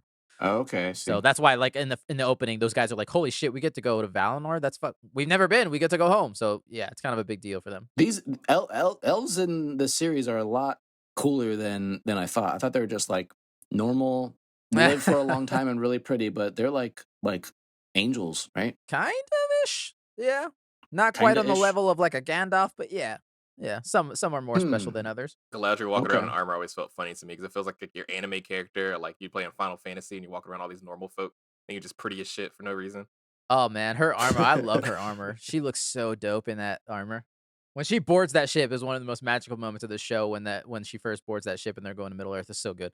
But Yeah. yeah, I mean, yeah, she got fucked over by Sauron the whole time he was playing her and playing everyone around him. Real quick, what did you guys think of? We kind of talked about it, but not as much in detail. What did you guys think of the reveal that he's Sauron? And just like that sequence, like the Mind Palace battle. Oh yeah, that was pretty epic. It was cool to see like the brother again and see like Galadriel like really struggling to like figure out what's reality and like get her mind out of it. Yeah. How did you guys feel about? Because this is how I thought they were going, where it seemed like, yo, they trying to sympathize Sauron right now. Right. Oh yeah, yeah. I love a good like sympathetic evil villain story. Like I feel like that's what makes great villains. And in Lord of the Rings, we never really get that. It's Right. just like this ultimate villain, darkness, Right, evil, exactly, bad, exactly. and it just means like it just doesn't really matter to us. But when Yeah. you like can see where they're coming from and like the little bit of truth that I mean, yes, they're crazy, but I can see what you're saying. Like Right. I like that. I like that stuff. I'll have to see how it plays out, I guess, as a whole. Gotcha. Because I think it like we talk a lot about Lord of the Rings, the fact that like you already know all which characters are good and which characters are evil or whatever. And it's more of like the wrestling with those the dark and the light the whole time. You're not worried about things as deep as like character motivations when it comes to that situation. Mhm. I mean, they do that with a lot of like prequel stuff now. They did with what was it, Cruella de Vil. It was like, oh, well, a dog killed my family, and it's like, Right, right. do I need that origin story for Sauron? Like, I can't I just kind be of bad. enjoyed that It's- movie, though. Not gonna lie. I'm sure it's That fine was a good movie. but Yeah, I I was, watched I it was twice. surprised. it's just getting like that trope's getting overused now. So it's like doing that with like such a archaic property now might feel a little bad faith. But I don't know. I can't say yet because I Interesting. just don't know how it's gonna go. It really depends on how the story unfolds with more of Brian, his you stuff. you constantly baffle me because I feel like with Lord of the Rings, you're like, I hate that Sauron's just a black and white villain. I mean, but that's the thing is you can't if you're gonna keep true to what this is, then you can't start adding new age stuff to it. I don't know. Maybe I don't really care about being a purist either way because it's something that matters to me, Right, which right, sounds so fucked. But it's just like I don't care about Lord of the Rings, man. I'll go and watch it right. tomorrow and then forget about it the next day. Like it doesn't matter. Yeah. But it's I feel like if I was someone that was a purist, I'd get really upset by it because I'd really not like the fact they're trying to like add new age tropes to something. But maybe they have to. Maybe the show can't exist if it's too flat like that. Maybe so. Yeah. It's a new show. Right. Yeah. I kind of like the idea that his reasoning is that he wants Galadriel to be his bride. And basically like I She posted is this real question to pretty. Devin in the I sense like mean, I would imagine that the world wouldn't get so fucked if they were a team up. Like you can't have like Galadriel, as you see in the Fellowship, she has that vision that if she got the ring, she basically becomes an evil queen. mhm. And so if she got the ring, bad shit happens. Sauron gets the ring, bad shit happens. But maybe there's just that tiny possibility if they are together, that balance between the two of them could work. I just like No, that idea. Oscar. I like the No, idea. Oscar, that's crazy. You're joining the dark side. This you gotta check yourself. They're obviously gonna share the ring and both be corrupt. They said share the ring. I don't They know. both put their fingers through it. They're both gonna stick their pinkies through it, and it's a fucking wrap. The world's over. You might be right, but I just like the idea that is Sauron's reasoning behind it. Whether or not he's telling the truth or not, I don't know. I think Sauron's tricking you too, and you gotta snap. Well, it's a out good of thing it, I bro. know the future, so I won't be so swayed. One thing this is really a dumb question, I suppose, for the room. I feel like I should know this, but what are those rings gonna do for them? It's just it's power. Yeah, I wonder how much in depth they go into it, but yeah, they're rings of power. Yeah. Yeah, I saw the name of the show when we started recording, but I mean, for these three specifically, Galadriel thinks the idea is it'll help them fight against Sauron. They won't be corrupted by him, basically. oh, okay. It'll protect them from the darkness, because that again, the mithril is within each of these rings, Yeah, so they but won't is fade. that gonna help them from not dying? Yes, because the so. 3 of them are gonna wear it or something. Yeah. So, well, yeah. They're gonna share it. They No, better share that ring. they haven't said who. That So. High King really probably wants one, even though he didn't. Even though he didn't want one. Damn, they didn't even make a 4th one for him. Oof, he's gonna be pissed. All right, I won't. No future spoilers. Oh, Oh God, you know too much. I do. I I'm know not how saying many it. rings they make. I know about all that shit, but I don't know. I know the humans. I know get who some gets rings, these the 3 dwarves rings. get It's some not really a rings. spoiler, but I know who gets these rings. So. I just always thought they were just infinity stones that just like they call them things, but they're just like undisclosed power. They just do things. What they do, things. I know Sauron turns short people invisible. Only the short ones. Yeah, only the short So ones. I'll turn invisible. I don't know what happened to you guys. I'll just turn invisible. Ultimate power. Invisibility. Actually, this is my last thought. I remember playing the Lord of the Rings video games and always expecting, okay, when I'm playing the video game, they're gonna tell me what cool powers I get when I put the ring on. I'm not just gonna be invisible. Like I'll just read the text and then I'll know. And then it's like you put the ring on, then you can be invisible and move quickly. I'm like, this is fucking bullshit. Yeah. This is not ultimate power. I mean, there's a reason Sauron made that ring for him. So. Fair point. Well, real quick, I did want to rattle some the little hints that they give about Halbrand being Sauron from the get go, and some things that I didn't even pick up until the rewatch. Gil-galad, the High King of the Elves, in the very first episode, literally has the line where he says, he talks about the tree and it's blah, blah, blah, it's dying. But then he says, he foresaw that if Galadriel did not leave her search, or should she continue her search, he says, in quote, if it had, she might have inadvertently kept alive the very evil she sought to defeat. They literally tell you the fucking thing right there in the first episode. So I love that. Halbrand has a bunch of shit alluding that he's Sauron, or he literally, in the second episode where they meet, he says the line, looks can be deceiving. He constantly is using the word bind, which is, if you Lord of the Rings, the one ring is all about binding, yada, yada, yada. And then when those guys that heckle him later on in Numenor, he's like, hey, you, new guy, who the fuck are you, yada, yada, yada. They asked him, what are you called again? And he just goes, depends. And they say, depend on what? And he says, how close we are. Oh, interesting. I remember him saying, I've gone by many, or maybe that was the last episode. Actually, I remember the last episode. That's the last one. I've had many names. Yeah. Yeah. It was that plus the fight at that same part that I was like, where he flips out. Yeah. I was like, yeah, he's the guy. Of course. He's a smith. He's a smith. Like, come on, they were all there. All the signs. I know about the smith thing. I didn't pay attention to that part. They talk about how he's the king of the Southlands. He's the lost heir. Mm-hmm. Kind of is. He's kind of the king of the Southlands at this point. King of Mordor, bro. Yeah, lots of stuff like that. How he talks about how his family lost the war. Technically, they did lose when he was Sauron and Morgoth. Morgoth lost. They all lost. Just like a lot of fun stuff like that.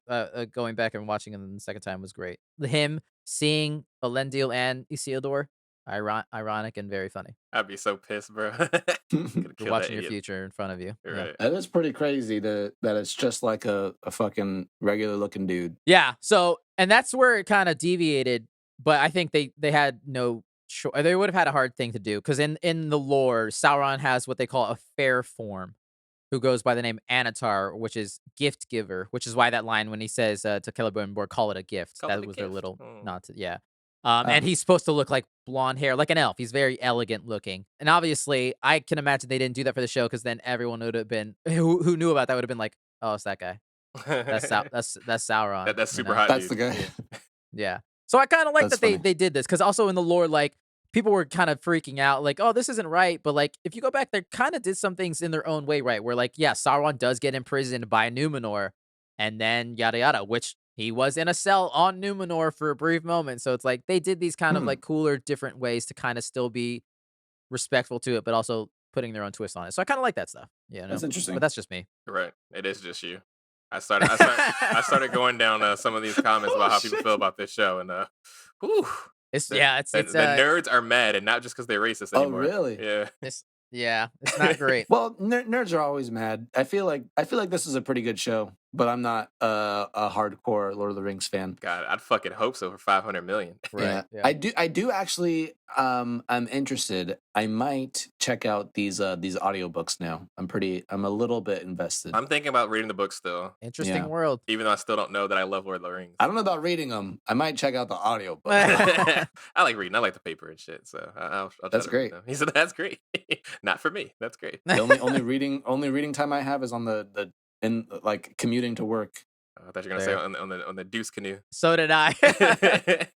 Nope. That's awesome. Yeah, you'll have to let us know if you guys do that. That's it. That's the Rings of Power. Looking forward to season 2 I'm not. because I would Totally. imagine that most of the mystery is kind of gone, which I'm kind of, again, like Brian, I don't like mystery box shows at this point. I'm kind of sick of them with all the Marvel mystery boxes of everything. I kind of hate that shit. So, but this one I kind of worked with mostly because I was further in on the mystery, I guess. I don't know, but I'm looking forward to that not being the case for season 2 and kind of rolling with the plot more. Yeah. And it's a beautiful show and I just love this world. So that's me and Devin though. So yeah. Will they spend more money, even more money on the season 2? I hope so, because Jeff Bezos got enough money. Fuck yeah. That or it Do gets it. canceled. I hope he self-finances the production. He doesn't need all Just that. personally, he just personally finances it. Yeah. Straight out of Yeah, pocket.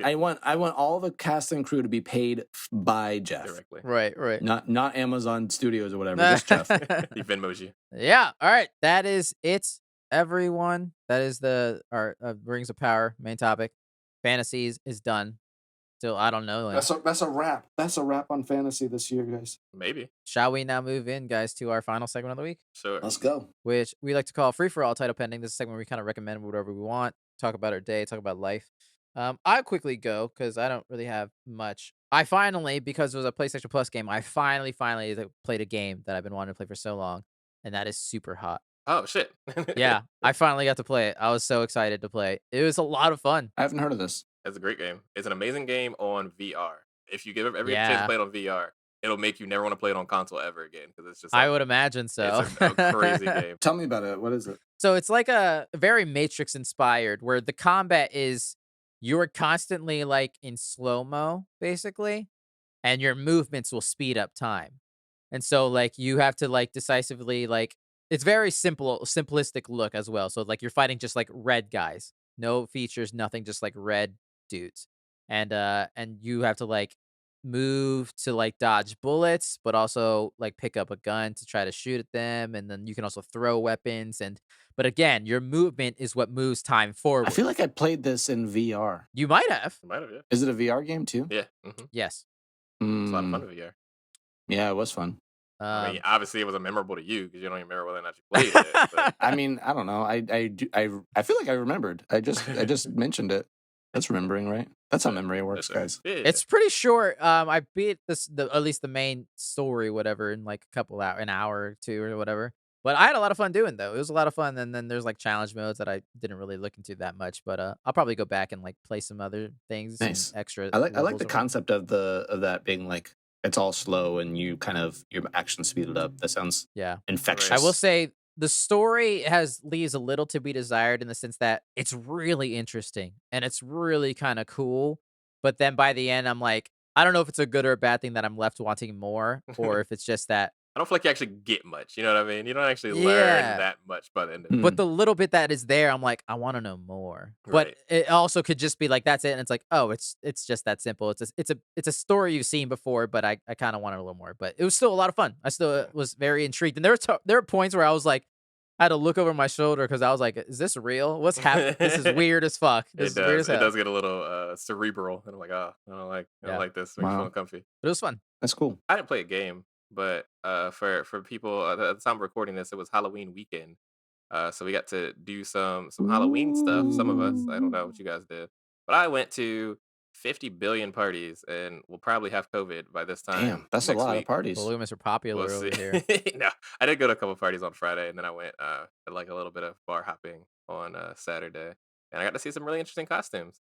And to stay on that Lord of the Rings theme, I wanted to talk a little bit about how I saw sexy Oh Gandalf no. and sexy Sauron.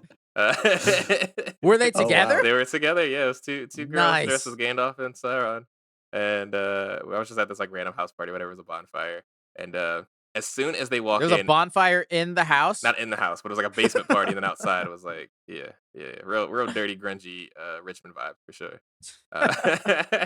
But it was so funny because, like, of course, like, everyone had like whatever kind of costume. No one really tried super hard, and then they come in and instantly became the light of the fucking scene. Like, everyone was like, "Oh my god, it's sexy Gandalf!" And then she did a like, "You shall not pass" thing. And right as she did that, she instantly ate shit down the stairs. Oh Immediately no! after. Oh no! Them Damn. heels were definitely they Oh, took her That boy. life. staff did not catch her fall. Yeah, those heels were That definitely a sucks. paid actor and ruined her life on that one. But she got up, she was Wait. fine, everything was good. What was Sauron like armored up? Yeah, it was like this. It was like the helmet, the Sauron helmet, or some shit, Oh like my the helmet of the guy, goodness! and like I think maybe shoulder pads, but then still also wearing a bodysuit and Shoulder big old pads. heels and Nice. stuff. It was That's amazing. pretty Wow. funny. I'm pretty sure she dropped the crown at one point too. I think they were pretty Oh. messy before they got there. It wasn't even that late in the night, but they were feeling the vibes. Maybe they got a lot of free drinks from being dressed up the way that they were. That's funny so. Love Yeah. a good costume. That's Halloween was great. fun. I actually I was surprised at the diversity I saw in costumes over the weekend. I thought everyone was going to be Eddie Munson or Jeffrey Dahmer because people have no Oh, social God. awearness whatsoever. Yikes. Saw a lot of cool stuff like that. Jesus. So I was pretty happy. Nice. Halloween's cool, I guess. I love Halloween. We're going trick or treating tomorrow. Hell Not really yeah, trick or brother. treating, but we're gonna just like stroll the neighborhood and check out all the cool costumes and stuff. Well, I watched another show in the midst of watching Rings of Power. It's a Netflix show, which is very creepy. And if you're interested in Halloween or want to be scared, check out The Watcher. The Watcher. What's that about? I will say up front, it is based on a true story of an unsolved crime. So Oh, there's a little bit of creepiness to that and a little bit of, unsatisfyingness to that because, it's unsolved. So it's a mystery and some things aren't 100% clear by the end of this. By the end of the mini series, I don't think there's going to be another season of it. seeing as it's a real story. Yeah, but it's created by Ryan Murphy, who does Oh. the American Horror Story and I think a few other things, mostly scary stuff that he does. He did a shit ton of scary stuff and then Glee. Oh, yeah. But yeah, I really liked it. It was pretty short little series. It's basically about this guy and his wife and 2 kids, and they buy this very lavish, expensive house. And then soon afterwards, they like these weird, creepy, demonic things are happening to them and around them in the house. They're hearing voices, they're hearing music. Their pet ferret dies, and then they start getting these letters by an anonymous person who calls himself the Watcher, and he's saying that that they're glad that they live in the house and their family is so beautiful, and that the house really wants to have the young blood. I don't like that. I Oh, don't like that at what all. the It's very it's very creepy. It's cool, and it's got a pretty good cast in it too. There's my favorite. I'm gonna look it up now. It's Naomi Watts, Bobby Cannavale. Cannavale. Yeah. That's the one. Mia Farrow from what's it called? She sounds familiar. That name. Yeah. She was in Rosemary's Baby. Yeah. That I don't know. You never seen Rosemary's Baby? Oh, yeah. And last but not least, Jennifer Coolidge among a dozen other people. Of course. But yeah. She always gets the job. Yeah, it's pretty phenomenal. I was very into it. Yeah, I'll it was watch it. it was great. I hate American Horror Story, but I'll watch it. Oh really? Yeah. Well, It's it's just, not that similar. Yeah. Other than the fact that it's kind of spooky. That's pretty cool. I would check it out. Easy watch in the spooky season. How long was it again? I don't know. It was like 7, 8 episodes. It Okay. was shorter than this damn show that we just watched. Nice. All right. That is our show, listeners. Thank you for joining us once again. You can email us at thefortressev@gmail.com. Fortress spelled FOUR. Feel free to email us any questions, feedback, or anything like that, or to argue with Brian about more Lord of the Rings stuff. Also follow us on Twitter and Instagram and the YouTube channel at The Fortress of. Tell your friends, tell your family, tell your grandma, tell your cat. Rate and review us, preferably 5 stars, but whatever you want. Tell your friends, tell everyone. Yeah. Thank you, Jackie, for helping edit the podcast every week. Thank you, Brian, for the art. Alex for the music. Devin, thank you for being here even when you're not here. You can find Brian on Instagram at ITZ_, by the way. Alex at Peterson Films. And Devin, can't find him because he's not here. You can find him in the Southland somewhere, under a tree. Oh no! I hope he's You okay. can find him buried under a house in the Southlands. Oh, no. No! Send his horse back for him.